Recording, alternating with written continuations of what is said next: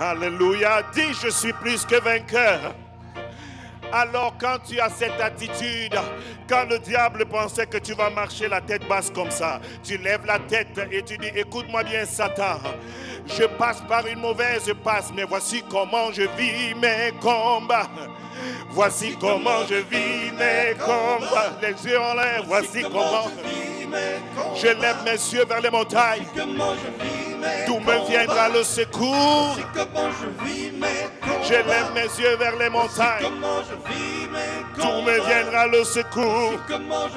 Est-ce que quelqu'un peut commencer à prier en langue? Les brayo saya mandele bo shalabrado saya. Voici comment je vis mes combats. Voici comment je vis mes combats. Oh, oh, oh. Quand la dépression vient, voici comment je vis. Je la chasse au nom de Jésus. Quelqu'un dit dépression au nom de Jésus. Tu ne mourras pas. Parce que Jésus a triomphé à la croix de Golgotha. Je n'ai pas peur. Oh, tu as peur de le déclarer ce matin. Dis, je n'ai pas peur. Je n'ai pas peur.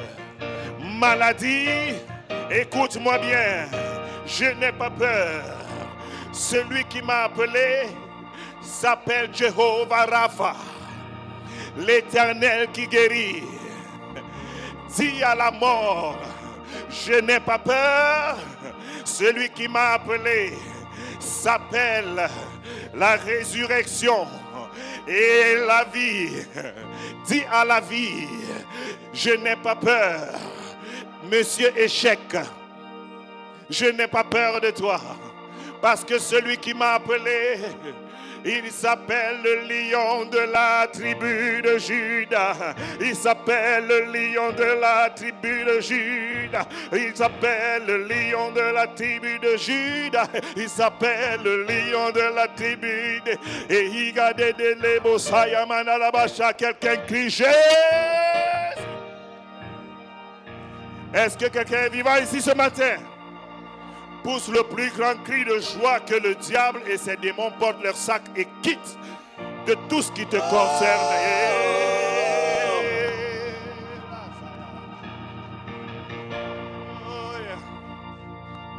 Il est glorieux. Père, dans le nom de Jésus, tu nous as donné la victoire et merci parce que tu nous amènes en ce lieu. Nous voulons déclarer cette victoire ce matin. Alors que tu nous parles, ô Dieu, élève notre esprit afin que tout ce que Jésus a fait pour nous soit manifesté au nom de Jésus-Christ. Et l'assemblée dit Amen 7 fois.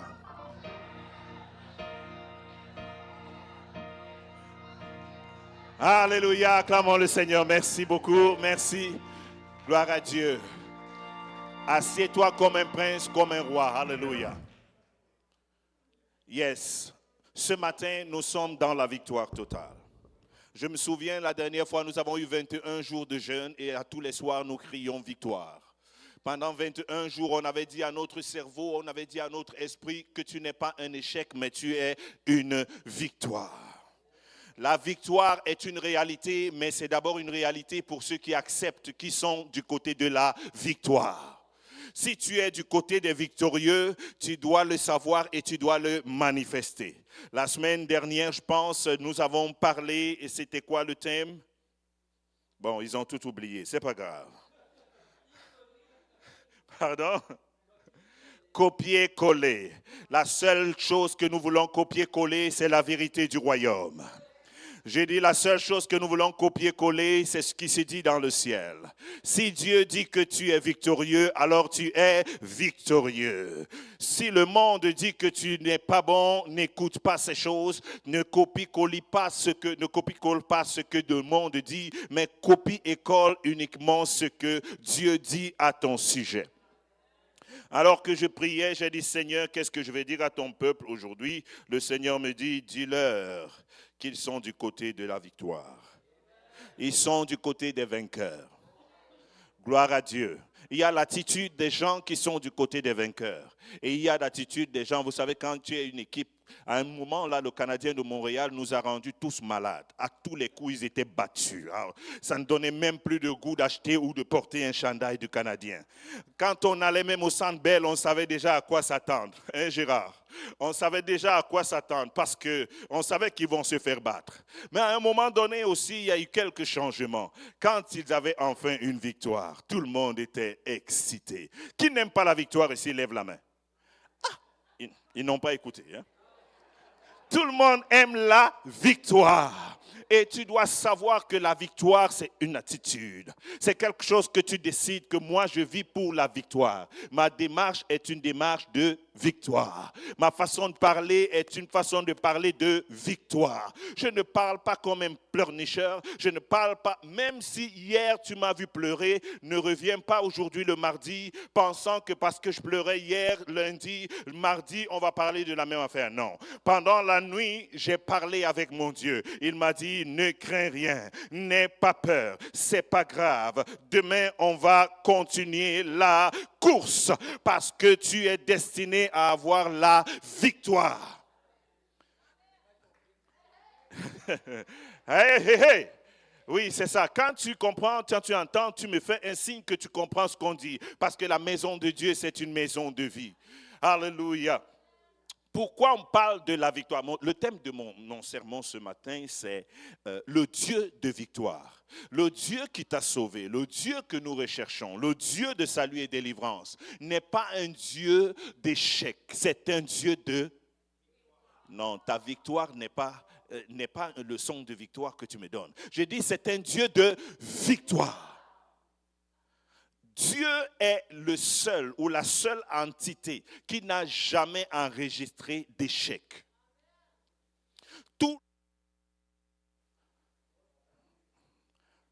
Je proclame la victoire sur ce micro au nom de Jésus-Christ. Un peu plus de son dans mes feedbacks. Gloire à Dieu. Parce que Dieu m'a dit que tous ceux qui vont me combattre, il va les combattre. Donc n'essaye pas de me combattre. Amen. Je dis, Dieu est le seul qui ne connaît que des victoires. Quand nous lisons la Bible de Genèse à l'Apocalypse, c'est un livre de victoire. La victoire de Dieu. Dieu qui triomphe en tout temps. Dieu peut laisser des choses nous arriver pour nous enseigner quelque chose, mais au bout, c'est toujours la victoire. Si tu prends l'histoire de Moïse, malgré tout ce qui n'a pas souvent fonctionné, à la fin de la journée, il était dans la victoire. Quand tu prends l'histoire de Abraham, ce n'était pas un homme parfait, mais ce que la Bible nous enseigne, c'est que ce qui lui avait été dit, aujourd'hui, on peut le vérifier. Est-ce que ses enfants ne sont pas aussi nombreux que le sable de la mer? Est-ce que vous ne voyez pas des stades, des milliers et des millions de personnes rassemblées à cause d'un seul nom, Jésus-Christ? À cause de la promesse qui a été faite à Abraham. C'est une preuve que notre Dieu est un Dieu de victoire.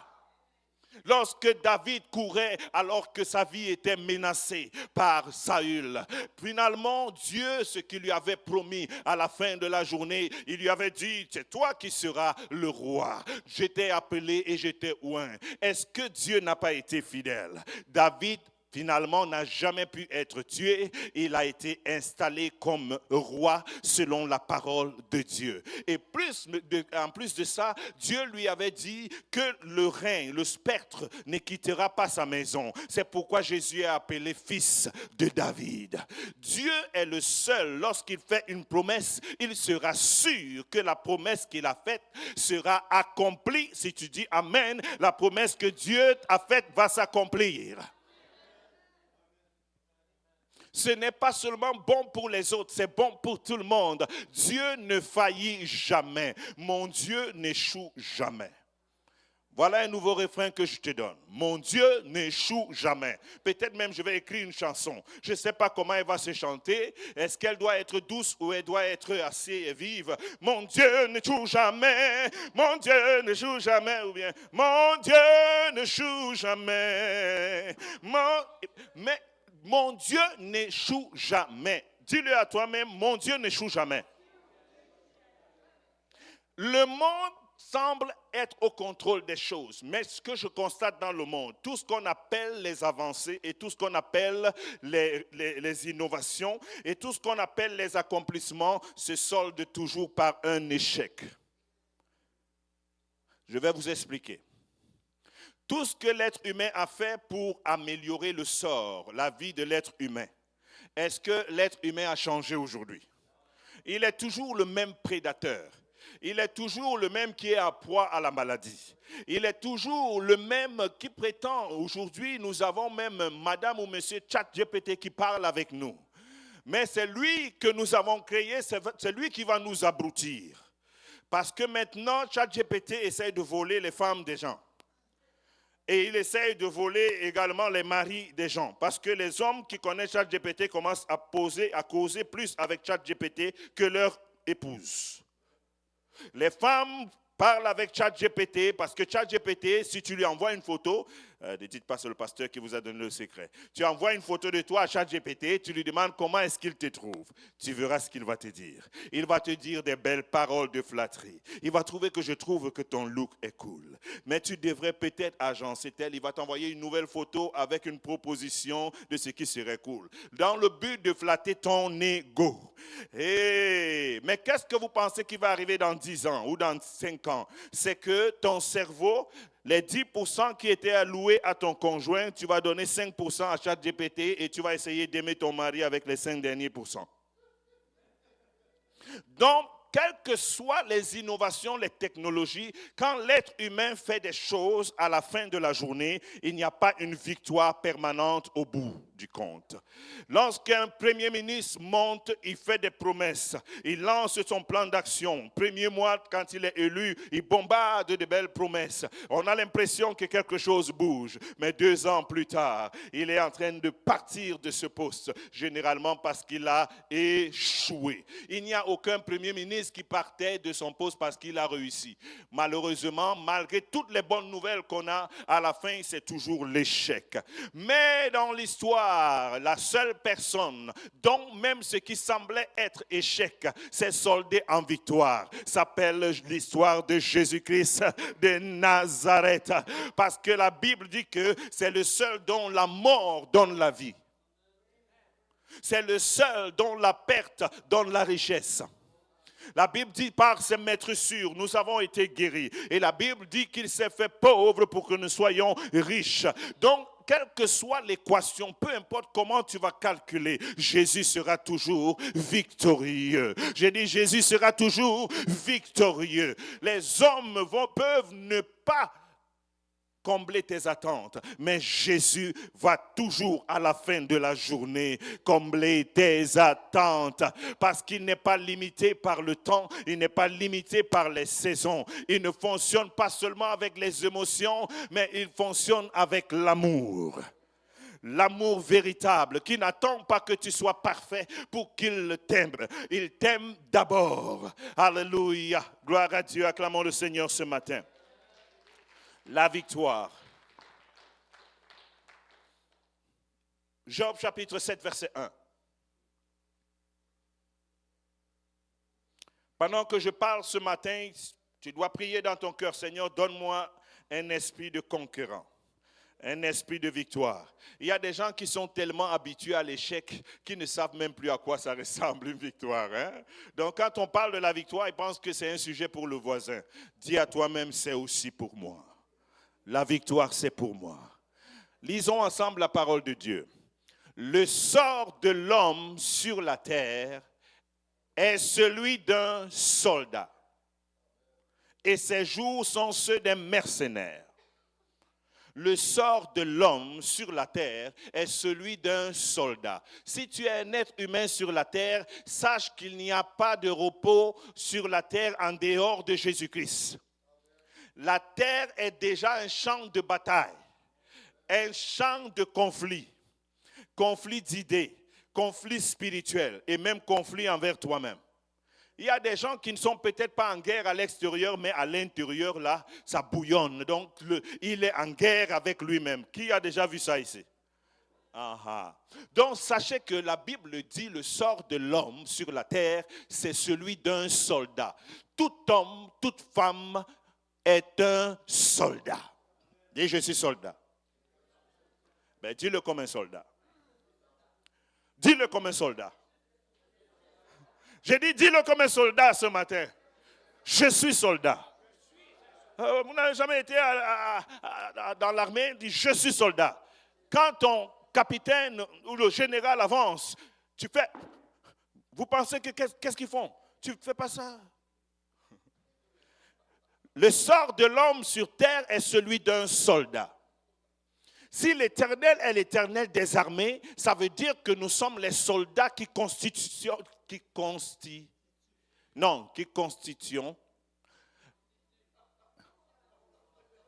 peu importe, son armée.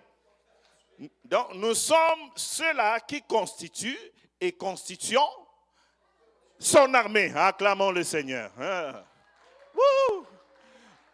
Écoutez, tu es un soldat, tu es une princesse, c'est vrai, tu es un king, c'est vrai, mais tu es d'abord un soldat. Et un soldat n'a pas de rôle que de batailler. Donc, la raison pour laquelle tu es un soldat, c'est parce que la vie est faite de bataille. Et quand tu es un soldat, tu ne capitules pas quand vient la bataille. Tu ne vas pas te pleurnicher derrière Dieu. Oh Dieu, ils m'ont attaqué, ils arrivent. Dieu te dit, mon soldat, qu'est-ce que tu as en main? Voici les armes que je t'ai données. Bats-toi. J'ai dit, bats-toi. J'ai dit à quelqu'un ce matin, bats-toi. Si tu traverses un moment difficile, je te dis, bats-toi. Parce que tu es un soldat. La vie n'est pas facile, mais moi non plus. Est-ce que tu peux le dire avec moi? La vie n'est pas facile, mais moi non plus. Si tu attends que la vie devienne facile, tu vas attendre longtemps. Les hommes sont mauvais, la vie est difficile. Tu ne peux pas changer le mauvais cœur des gens. Tu ne peux pas changer la dureté de la vie, mais tu peux changer la posture de la personne que tu es. Il y a un temps pour être princesse aux ongles bien limés, mais il y a un temps pour être un soldat avec des armes bien apprêtées. Est-ce que j'ai des soldats dans la maison ce matin? Alléluia. Tu es un soldat sur le champ de bataille. La bataille des idées, la bataille des pensées. Quand l'oppression, quand la dépression veut arriver, dis au nom de Jésus-Christ de Nazareth, je suis un soldat, je dois rester lucide. Parce que celui qui est avec toi est un Dieu de victoire. Et il t'a déjà donné la victoire. Mais maintenant, il faut que tu rentres dans la victoire. Écoutez, Dieu nous a donné la victoire. Mais il faut qu'on rentre dans cette victoire. Parce que si tu ne rentres pas dans ta victoire pour vivre comme un victorieux, tu vas continuer à vivre comme une personne qui est défaitiste. Il y a des gens, avant même de commencer une bataille, si tu l'entends parler, ça ne vaut même pas la peine de faire équipe avec. Elle est tellement négative. Tu as seulement envie de fuir parce que le peu de foi que tu avais risque de l'embarquer. Quelqu'un dit, Seigneur, fais-nous grâce. Nous sommes des soldats sur le champ de bataille. Le sort de l'homme sur la terre, c'est celui d'un soldat. Celui qui le dit s'appelle Job, alors que Dieu a décidé d'éprouver Job. Job a tout perdu. Job est malade. Les chiens viennent lécher les ulcères de Job. Mais Job a une révélation. Il comprend que ça ne sert à rien de pleurnicher. Parce que le sort de l'homme sur la terre, c'est celui d'un soldat. C'est la chose la plus sensée que j'ai vue dans la Bible. Parce que dans la vie de la seule personne qui n'a pas pris soin de se comporter comme un soldat, c'est M. Adam. Normalement, ce serpent qui venait dire n'importe quoi, il devait l'arrêter, tordre son cou. J'ai dit ça pour rire. Donc c'est pourquoi on ne nous parle pas des batailles que Adam a remportées. Parce que la première occasion qu'il avait avec un serpent qui a laissé que le diable rentre dans lui, commence à parler, il a laissé parler. Ben moi, je ne te laisse pas parler, même si tu es un poulet, je vais te manger. Donc, après là, Tout le monde qui est un acteur majeur dans la Bible fonctionne avec une mentalité de bataille. Samson est un homme de guerre.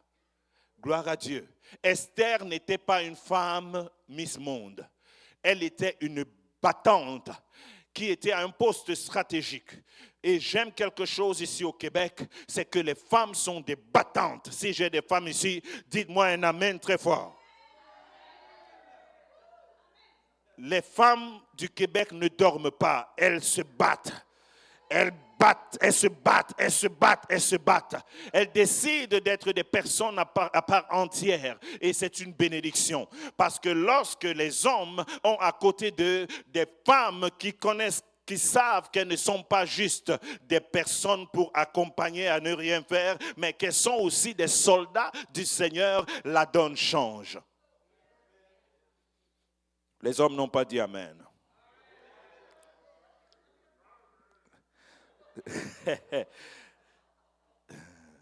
1 Corinthiens chapitre 15, verset 57. Est-ce que quelqu'un reçoit quelque chose dans son esprit ce matin? 1 Corinthiens chapitre 15, verset 57. Mais grâce soit rendue à Dieu qui nous donne la victoire par notre Seigneur Jésus-Christ.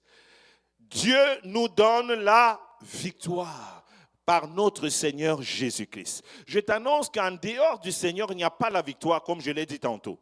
Vous pouvez avoir des petites mini-victoires, des petits succès, mais l'être humain est un destructeur. Alléluia. Mais la victoire que Dieu nous donne, c'est une victoire permanente. Dieu ne te donne pas d'être juste joyeux pour un instant, il te donne d'être heureux. Une personne qui est joyeuse à cause d'une ou deux bonnes nouvelles. Mais une personne qui est heureuse, c'est une personne qui, même lorsqu'elle traverse la vallée de l'ombre de la mort, elle peut la traverser en chantant et en souriant. Alléluia. Parce qu'elle sait qu'elle n'est pas toute seule. Le Dieu de victoire est avec la personne. Alléluia. La chanson la plus célèbre ici, c'est le Dieu de victoire habite en moi. Je marche non par la vue, mais par la foi, le Dieu de victoire habite en moi. Oui, chante-le. Le Dieu de victoire habite en moi. Param, le Dieu de victoire habite en moi. Je marche non par la vue, mais par la foi, le Dieu de victoire habite en moi. Il n'est pas juste à côté de toi, il habite en toi. Comment le Dieu de victoire peut habiter en toi et tu penses qu'il est possible que tu sois permanemment dans l'échec? Cela n'est pas possible. Quand tu te retrouves à côté ou en face de l'échec, invoque le Dieu de victoire. Il est avec toi. Même si tu pleures, c'est pas grave. Invoque-le dans tes larmes. Et le Dieu de victoire va se souvenir de toi. Et il va te montrer le chemin de la victoire. Gloire à Dieu. Le Dieu de victoire. Le Dieu de victoire. Merci Seigneur. Lorsqu'une personne marche dans l'échec, la personne est découragée. La personne devient inconstante. La personne manque de joie de vivre. La personne manque même d'être généreuse. La personne manque de niaque. La personne cesse d'être inspirante. La personne, elle est plate. C'est vérité, hein? Quand une personne connaît seulement l'échec, et c'est pourquoi le diable ne vient que pour voler. Et il vole quoi? Ta victoire. Il te dépose l'échec parce qu'une personne qui va d'échec en échec n'est pas du tout inspirante. Si tu es père pour les enfants, tu ne seras pas un père inspirant. Si tu es un conjoint, tu ne seras pas inspirant pour le conjoint. Même à l'église, quand on a des projets innovants, quand on a des projets de nouvelles choses qu'on veut faire, tu vas toujours dire, est-ce que tu es sûr que ça va fonctionner? On ne t'a même rien demandé, on ne t'a même pas demandé l'argent, mais tu as peur de tout. Le diable va venir mettre la peur dans le cœur des gens qui vivent constamment dans l'échec. L'échec n'est pas une bonne chose. C'est un esprit, c'est une zone où le diable peut te garder d'aller d'échec en échec, en échec, en échec. Il y en a même qui planifient l'échec. Je vais vous expliquer la meilleure façon de planifier l'échec. C'est de ne pas planifier la victoire. Si tu ne planifies pas la victoire, tu es en train de planifier ton échec. Quelqu'un dit, Seigneur, à compter d'aujourd'hui, je vais planifier ma victoire. Et je vais vivre dans la victoire. C'est l'attitude que des enfants de Dieu doivent avoir sur le champ de bataille personnel. Même quand tu vas à l'évangélisation, même quand tu lances un business, même au milieu des factures, tu croules sur les factures, tu dois chanter une chanson au Dieu de victoire. Tu regardes tes factures, tu regardes ton cœur, te parle d'échec, mais ton esprit te dit, le Dieu de victoire habite en toi, il habite en toi, parce que Dieu a fait exprès de ne pas donner la vie à Lazare au premier coup. Il a dit, Lazare, sors. Quand Lazare est sorti, la Bible dit qu'on lui a demandé s'il voyait. Il a dit qu'il voyait flou. Mais il a ordonné qu'on le détache. Ce n'est pas tout qui fonctionne au premier essai. Est-ce que je peux parler à quelqu'un? Même si tu as enregistré 99 échecs, dis-toi que il te reste un coup. Et je ne dois pas manquer mon coup. Et la raison pour laquelle je ne vais pas manquer mon coup, c'est parce que cette fois-ci, je suis conscient que le Dieu de victoire en Jésus-Christ est en moi. Gloire à Dieu. Gloire soit rendue à Dieu qui nous donne la victoire par notre Seigneur Jésus-Christ. Alléluia. Alléluia. Quelqu'un dit merci Seigneur pour la victoire. Le livre de Psaume chapitre 129 au verset 1 dit, ils m'ont assez opprimé dès ma jeunesse. Qu'Israël dise, ils m'ont assez opprimé depuis ma jeunesse. Mais ils ne m'ont pas vaincu. Mais ils ne m'ont pas. Les situations de la vie t'ont peut-être acculé depuis 10 ans, depuis 5 ans, depuis 2 ans, 3 ans. Mais réjouis-toi, la maladie t'a persécuté, mais elle ne t'a pas. Gloire à Dieu. Donc cette parole doit résonner dans notre cœur. Si tu es encore là aujourd'hui, ça veut dire que tu as déjà gagné des batailles. Mais tu ne célèbres même pas des batailles parce que tu n'as pas la vision d'un champ de bataille, le monde là où nous nous trouvons. Il n'y a que ceux-là qui n'abandonnent pas, qui ne risquent pas d'échouer. Si tu n'abandonnes pas, tu ne risques pas d'échouer. Amen. Jésus n'a pas abandonné. La Bible parle de Jésus qui était pressé par le fait qu'il devait donner sa vie. Alors la Bible dit qu'il a pleuré amèrement. Il dit, Seigneur, s'il était possible que cette coupe passât outre moi, mais toutefois que ce ne soit pas ma volonté, mais que ce soit ta volonté. Donc Jésus a connu l'angoisse. Jésus a connu la peur. Jésus lui-même, qui est Dieu fait chair, a connu la peur. Mais il savait qu'au bout de cette histoire, il y a la victoire. Au bout de cette mort, de cette croix, il y a la victoire. La Bible dit que ces larmes se sont transformées en sang. Est-ce que tu as déjà été tellement oppressé au point où tu as des gouttes d'eau qui sortent de ton corps? Je t'annonce ce matin que quelle que soit la fournaise qui est en train de t'oppresser, le 4e homme est avec toi dans la fournaise au nom de Jésus-Christ. Et la victoire est au bout du chemin. Quelqu'un dit Alléluia. Le Dieu de victoire est avec moi. Merci Seigneur. Écoutez, ils m'ont assez opprimé dès ma jeunesse. Les gens qui vivent l'intimidation par la vie ou par nos enfants ne sont pas ici. Les enfants qui se font intimider. Il y a même des grandes personnes qui se font encore intimider. Tu vois quelqu'un à la télé, tu vois que non, moi je peux vraiment pas faire la même chose que lui. Il est tellement bon que moi vraiment je trouve que... Arrête ça. Dis à ton voisin, arrête ça. Chacun est unique. Chacun a son couloir. La victoire sur ta vie, c'est la victoire d'aller chercher ce que Dieu a dit à ton sujet. Vous pouvez être 1000 personnes qui ont du succès. Ce n'est pas parce que l'autre a un succès que toi, tu ne peux pas avoir le succès.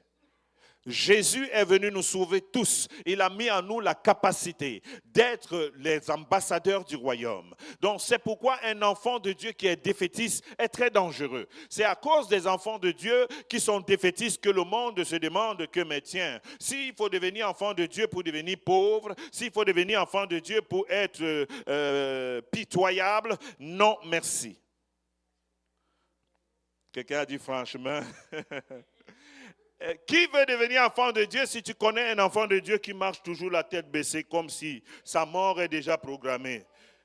Jésus, le chemin de la croix, j'aime Jésus, j'aime Jésus. Il n'y a personne qui va te suivre pour j'aimer Jésus. Parce qu'il va se dire, ce Jésus de ce gars, il va certainement m'achever.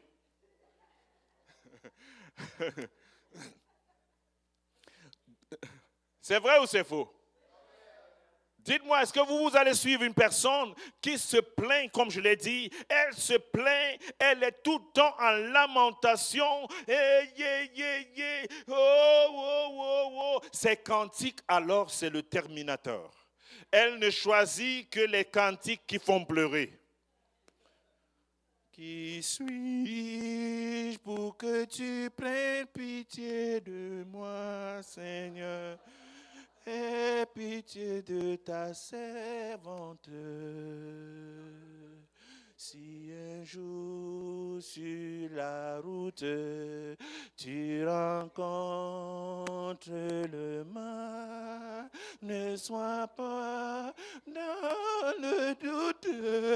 Dieu aime ses enfants.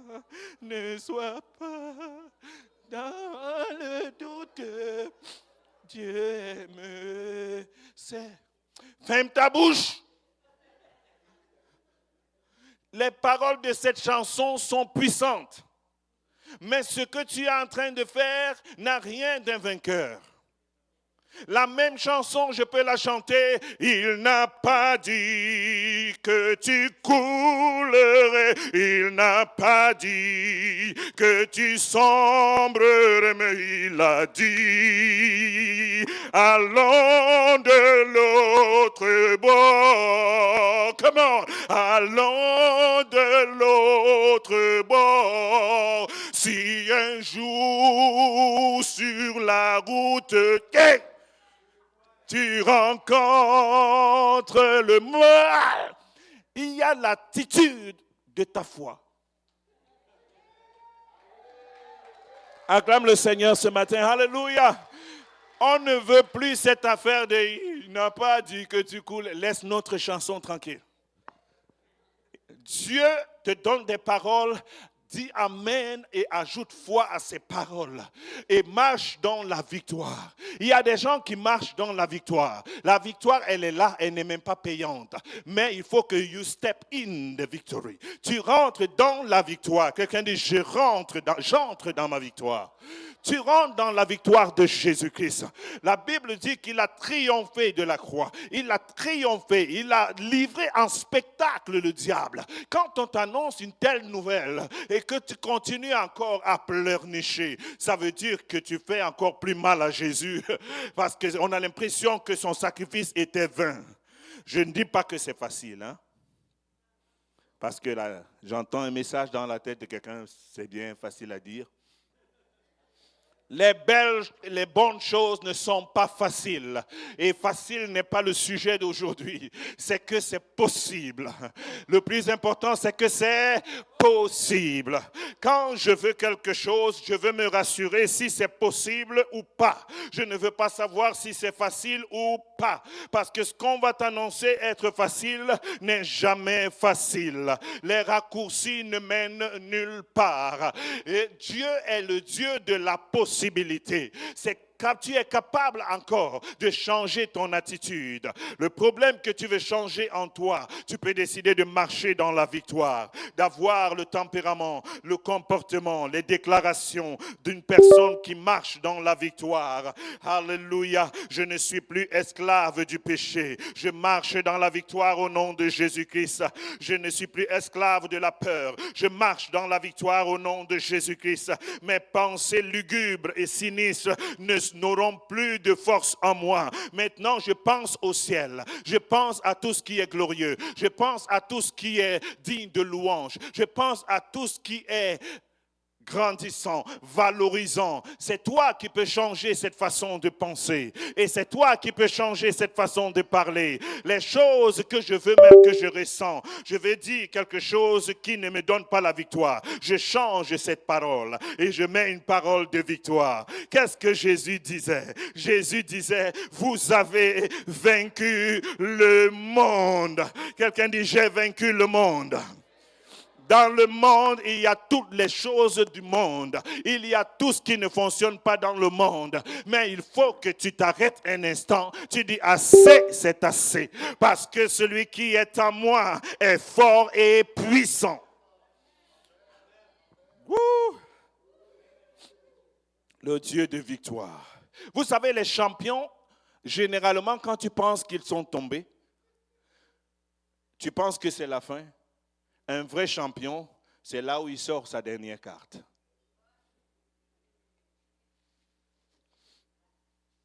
Qui a déjà passé à côté de l'abandon, de tout abandonner, de tout laisser tomber ici? Et qu'à la dernière minute, tu as essayé avec ton dernier effort de faire quelque chose. Qui semblait rien, tu le faisais juste parce qu'il faut bien faire quelque chose. Et tu es sorti de la situation. Là, tu comprends que tu te mettais des pressions. Mais le Dieu qui est en toi est le Dieu de victoire. Tant que tu te dis, je me suis fait une promesse à moi-même. Même s'il faut que c'est un seul œil qui me reste, il va rouler pour entrer dans le royaume. Donc je refuse de finir ma vie dans le monde. Je refuse qu'après des années à parler de Jésus, je dise que je ne crois plus en Jésus. Parce que celui qui a goûté que l'Éternel est bon ne peut pas encore aller dire que l'Éternel n'est pas bon. Ça veut dire que c'est toi qui n'es pas bien dans ta tête. Est-ce que l'Éternel est bon pour quelqu'un ici? Et s'il a été bon hier, il est bon aujourd'hui, il sera certainement bon demain. Alléluia, alléluia, alléluia, alléluia. Je suis très excité. Donc dans Colossiens chapitre 2 verset 15, la Bible dit, il a dépouillé les dominations, les autorités. Il les a livrées publiquement en spectacle, en triomphant d'elles sur la croix. Il a dépouillé. Jésus que nous servons est un vainqueur. Il a dépouillé. La Bible n'a pas dit qu'il va dépouiller. Il a dépouillé une personne, c'est laisser la personne avec... Oh, acclamez pour vous-même, vous êtes extraordinaire.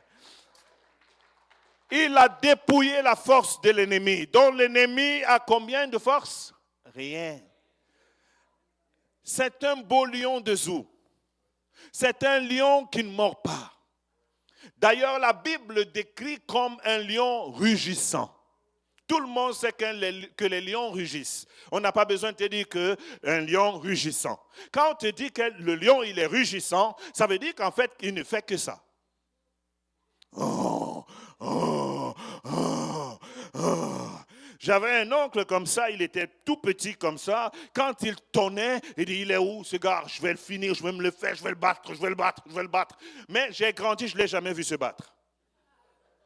Mais à chaque fois, il disait, je vais le finir, je vais faire un malheur, je vais tuer quelqu'un. Mais ce monsieur, je ne l'ai jamais vu se battre. Et à un moment donné, quand il commençait à faire ça, les gens allaient à rire. Les gens riaient. On savait déjà que, oh, c'est lui là. Il gronde, mais il ne fait pas grand-chose. Jésus n'est pas un lion rugissant. Il est le lion de la tribu de Juda. Il mord et pas à peu près. Lorsque quelqu'un attaque à ton intégrité physique, spirituelle, et que tu sais celui qui vit en toi, tu appelles le lion de la tribu de Juda. Il va montrer qu'il est capable de faire ce qu'il a promis. Quelqu'un dise Alléluia. Oh!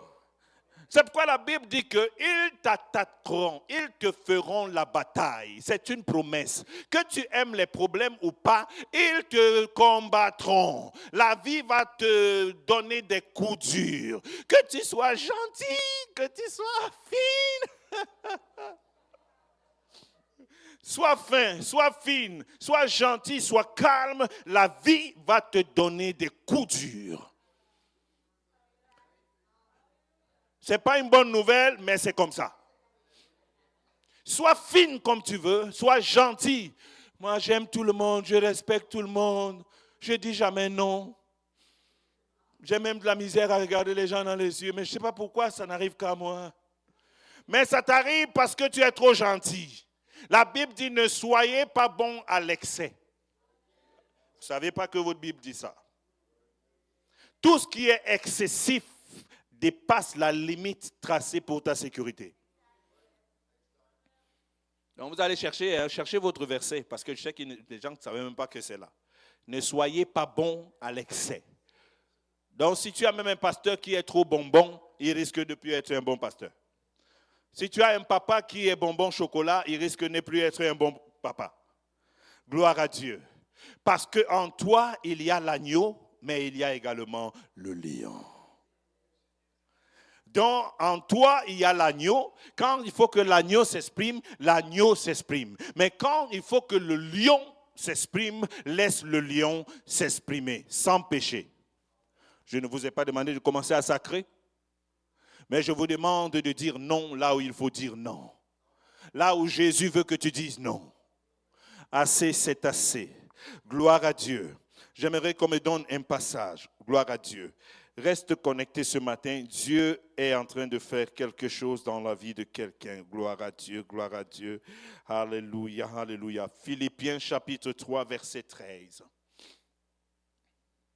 Philippiens, alléluia. Qui est béni ce matin? Peu importe les batailles, les combats que tu traverses, il y a la victoire au bout du chemin.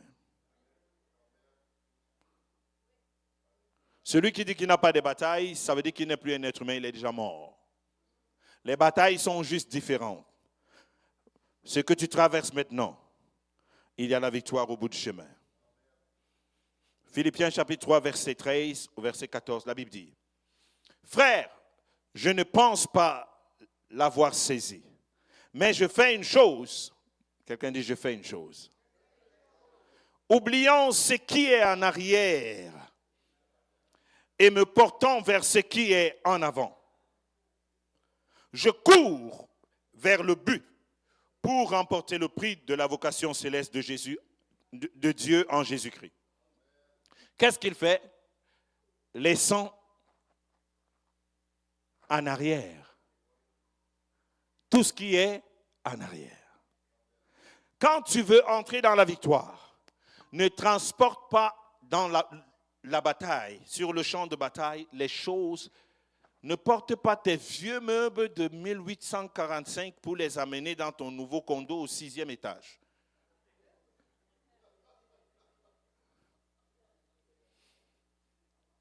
Je laisse en arrière tout ce qui est en arrière de moi. Et je fais comment? Je cours. Quand tu veux marcher dans la victoire, ne marche pas lentement. Les victorieux courent. Pour venir à l'église, tu cours. Pour faire quelque chose de bien, tu cours. Tu ne tires pas le corps. Tu n'attends pas qu'on t'appelle, qu'on te flatte pour que tu te lèves de ton lit. Tu n'attends pas que quelqu'un te dise une belle parole pour que tu décides de lancer un nouveau projet. Non, l'apôtre Paul dit, je cours vers le but. Je cours, je m'empresse pour aller parce que je veux remporter la sainte vocation. La sainte vocation, c'est la vie éternelle, c'est vrai, mais sur la terre, il y a des choses que Dieu a écrites pour ta destinée. Il y a la vie que Dieu a écrite pour toi et tu dois racheter le temps en allant vite, en courant pour accomplir cette chose. C'est pourquoi j'ai une petite belle histoire aujourd'hui que je vais partager avec toi. Et après, on va prier et ta vie ne sera plus jamais la même. Alléluia. Merci Seigneur. C'est l'histoire d'un champion. Un champion qui s'appelait Derek Redmond. Parce que beaucoup d'entre nous, on peut penser que notre cas est mauvais. Donc, ce jeune homme était favori aux Jeux Olympiques à Barcelone en 1992. Et il était favori à l'épreuve de 400 mètres. Il s'était préparé. Il avait décidé d'être le champion de sa vie. Et il avait pris la marche. Il a commencé à courir, sachant qu'il était bien préparé. Tu peux être bien préparé, mais ça ne veut pas dire que les choses vont se passer comme toi. Mais soudainement, la personne va avoir une déchirure à l'arrière de sa jambe, en pleine course de la vie. Ses rêves semblaient déjà perdus. Alors que les paramédics venaient pour l'amener, il devait décider s'il va rester couché ou s'il va se lever. Monsieur Derek Redmond a eu un choc, mais il a décidé de se relever. Malgré la blessure, Derek a dit non, je me suis préparé toute ma vie pour cette course. C'est pas vrai que la blessure va m'empêcher d'avancer. Il s'est levé et en titubant, il a continué sa course. Il a continué, il titubait malgré la douleur. Malgré la douleur. Malgré la douleur, il a décidé de courir. Et soudainement, pendant qu'il avançait, une personne a surgi des gradins, défiant tout le service de sécurité. C'était son père. Son père est venu, voyant son fils souffrir, qui voulait atteindre le but, avoir la victoire. Et son père est venu dire, Derek, écoute, tu n'es pas obligé de faire ça. Mais le père lui-même était très surpris de la réponse de Derek. Alors que le père lui dit, mon fils, tu n'es pas obligé de faire ça. Derek lui répond, oui papa, je suis obligé d'aller jusqu'au bout. Alors qu'est-ce que le père lui dit? Le père lui dit, écoute, dans ce cas, on va faire le reste de la marche ensemble. Quand tu sembles fatigué, quand tu sembles blessé, quand tu es touché, sache que tu as un père qui est dans les gradins, qui te regarde depuis le ciel. Alléluia. Et ils ont fait la dernière marche, le dernier bout ensemble. Ils ont franchi la ligne d'arrivée. Derek Redmond est entré dans l'histoire, pas parce qu'il était sorti le premier, mais parce qu'il avait remporté la bataille de sa vie. Il n'était peut-être pas le premier, mais il avait remporté le prix de la sainte vocation. Il avait démontré qu'il n'était pas le premier, mais il était victorieux. Peut-être que tu as été blessé dans ton parcours, mais sache que ton père descend sur la piste de course et te dit, mon fils, ma fille, le reste du chemin, on va le faire ensemble. Je dis, on va le faire ensemble. Alléluia, tu n'es pas seul. Derek avait tout prévu, mais il n'avait pas prévu la blessure. Les brados sayaba. Peut-être que les choses n'ont pas fonctionné comme tu voulais. Lèvons-nous dans la présence de Dieu. Alléluia. Il t'a élevé. Il te lève au-dessus de tout. Je sais que plusieurs ici ont traversé des moments comme ça. Tu courais plus vite, mais quelque chose t'a blessé. Quelque chose t'a amoindri. Mais je veux que tu comprennes qu'il y a un Père qui descend des grandeurs. Tu n'es plus tout seul. Et il veut finir la course avec toi parce qu'il va te donner la victoire. Derek Redmond n'a pas été couronné le vainqueur de cette course, mais aujourd'hui, il est l'athlète dont l'histoire est relayée plus que tous les autres athlètes dans le monde entier. À cause du fait qu'il n'a pas abandonné. La blessure ne veut pas dire que tu dois t'arrêter. Parce qu'il y a un secours au ciel qui n'attend que toi. Même si c'est en titubant, continue d'avancer. Dis, je vais avancer. Même si je titube, je vais avancer. Parce que pendant que tu avances, Dieu voit tes limites. Dieu voit tes blessures. Et il va envoyer les anges. C'est pourquoi la Bible dit dans le psaume chapitre 91 qu'il envoie les anges afin que ton pied ne heurte pas sur la pierre. Quand tu commences à avancer, ce matin, Dieu me dit de te dire, continue d'avancer. Ne t'arrête pas. Celui qui a commencé en toi cette œuvre la rendra parfaite. Continue d'avancer. Celui qui a commencé en toi cette œuvre la rendra parfaite. Ceux qui n'abandonnent pas n'échouent jamais, parce qu'en eux réside le prince de paix, le Dieu de victoire, Jésus-Christ de Nazareth. Alléluia. Moi-même, je me suis trouvé à un moment donné où j'étais totalement en bas. J'avais l'impression que tout ce que j'ai entendu de l'évangile, ça ne fonctionne pas pour moi. J'étais déjà dépressif, je voulais regretter ma vie que j'aurais pu vivre dans le monde. Mais alors là, quand j'étais au plus bas du bas, Dieu me dit, mon fils, lève-toi et continue à avancer. Et quand j'ai commencé à avancer, au moment même où je ne faisais pas trop de choses, c'est là où la grâce de Dieu a commencé à me surabonder. C'est pourquoi la Bible dit que quand je suis faible, c'est alors que je suis fort.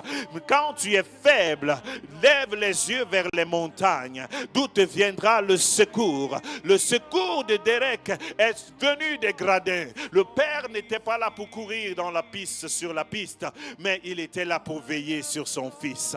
Alors qu'il était blessé, les jurés voulaient déjà arrêter la course. On voulait déjà le mettre dans l'ambulance. Mais Derek avait la vision. Il savait que je dois aller jusqu'au bout. Et son père veillait sur son fils. Il est descendu. La sécurité n'a pas pu empêcher à son père de venir à la course. Personne ne va empêcher Dieu de venir à ton secours. Alléluia. Quelqu'un dit, personne n'empêchera papa de venir à mon secours. Alléluia, alléluia. Il est descendu des gradins. La Bible dit que le Fils de Dieu est descendu sur la terre et il est venu payer le prix que nous ne pouvons pas payer. La victoire est dans le nom de Jésus-Christ. J'ai dit, ta victoire est dans le nom de Jésus-Christ. Continue d'avancer.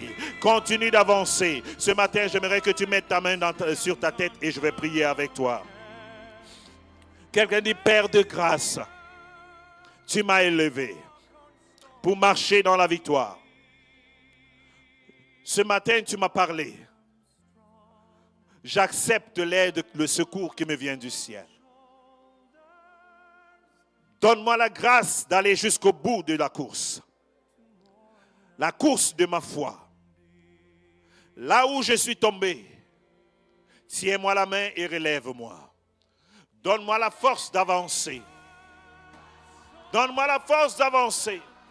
Maintenant, je vais te donner 1 minute. Tu sais exactement dans quel domaine, quel est le rêve que tu as mis en pause. Parce que tu t'es blessé, parce que les finances sont parties.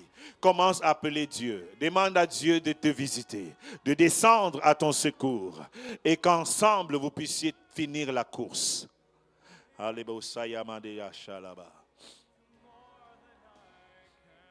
Élève la voix, prie pour toi parce qu'on a des problèmes différents, on a des challenges différents.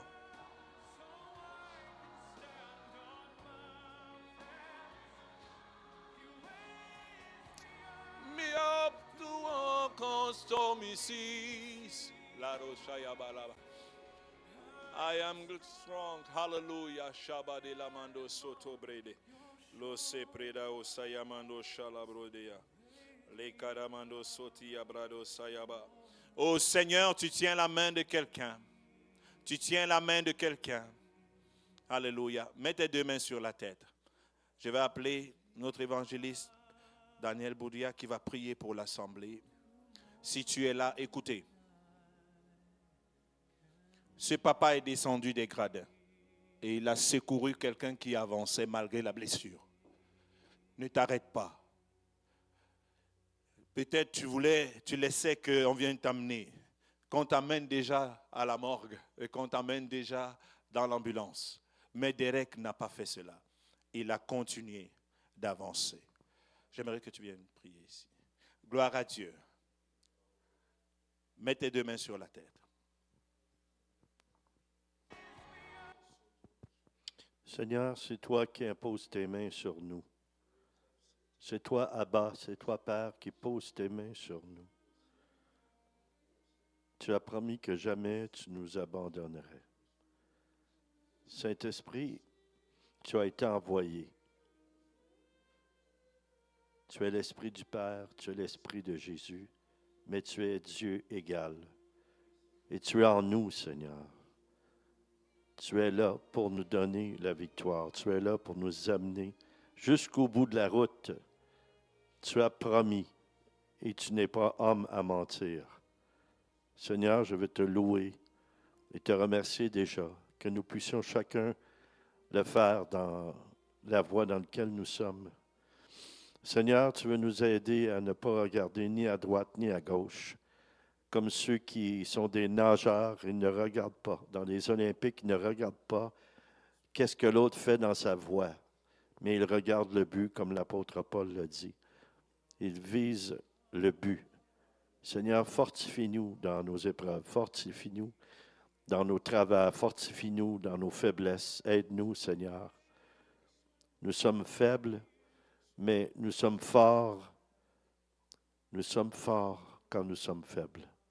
Seigneur, on te remet toutes nos limites, nos faiblesses. On te remet toutes nos maladies, tout ce qui nous empêche de faire ta volonté parfaite. On te le remet.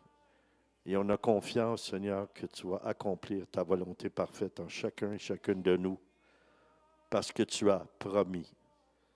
Père, que ta volonté soit faite sur la terre comme dans les cieux. Que ta volonté soit faite et non notre volonté. Seigneur, merci de bénir chacun, merci d'aider chacun, merci de soutenir chacun. Surprends-nous par ta bénédiction, Seigneur. Surprends-nous par ta grâce. Oui, Seigneur, le bonheur et la grâce m'accompagnent tous les jours de ma vie et j'habiterai dans la maison de l'Éternel, du Seigneur jusqu'à la fin de mes jours. Seigneur, que nos yeux soient sur le but. Ce n'est pas le parcours qui est important, c'est le chemin que toi, tu nous as tracé. Merci de nous aider par ta bénédiction et ta grâce de suivre ce chemin. Nous te remercions de tout notre cœur, Seigneur. Amen. Alléluia. Quelqu'un acclame le Seigneur ce matin. Est-ce qu'on peut jouer le Dieu de victoire ici? Alléluia, pour célébrer cette victoire. Merci, Seigneur. Le Dieu de victoire habite en moi. Le Dieu de victoire habite en moi. Richard, tu peux m'aider ce matin? Comment? Aide-moi ce matin. Hey, hey, hey.